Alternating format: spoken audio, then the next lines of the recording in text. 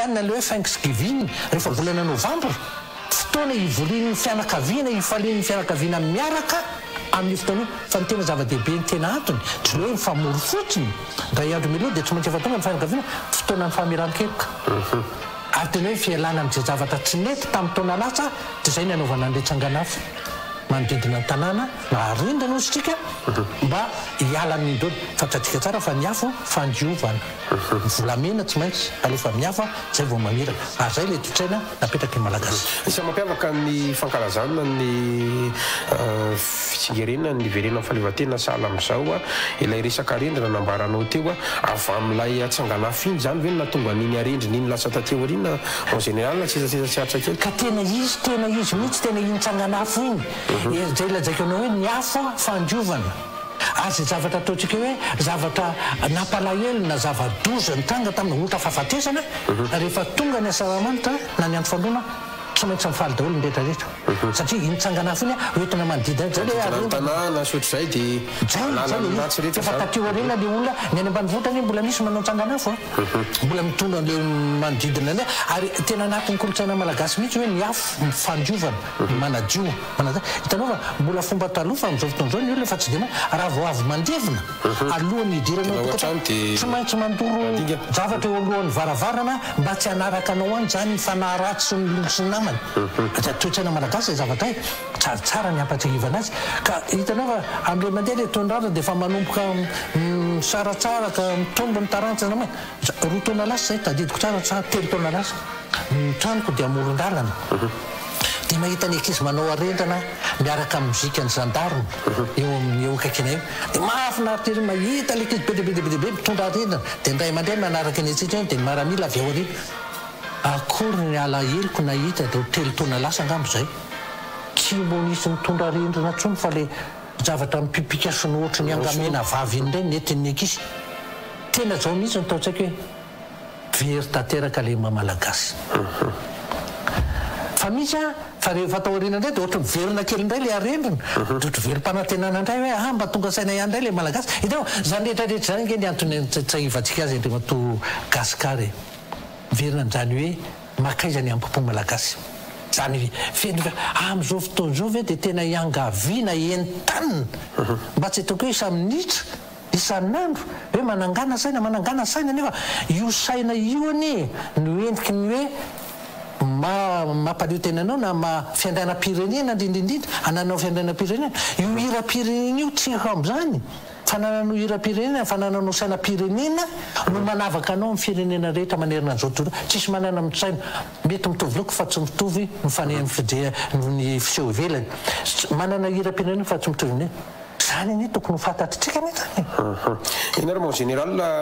efa miresaka an'izay ankehitriny zay ianao dia izay ny mpitatsika aty amin'ny ankehitriny fa mialohan'izay aloha tsy ifokely vetivetika fa nisy sarina alefa ny réalisateur atsika izara ihany teo mety gakitsika ny tokantrano ina le sary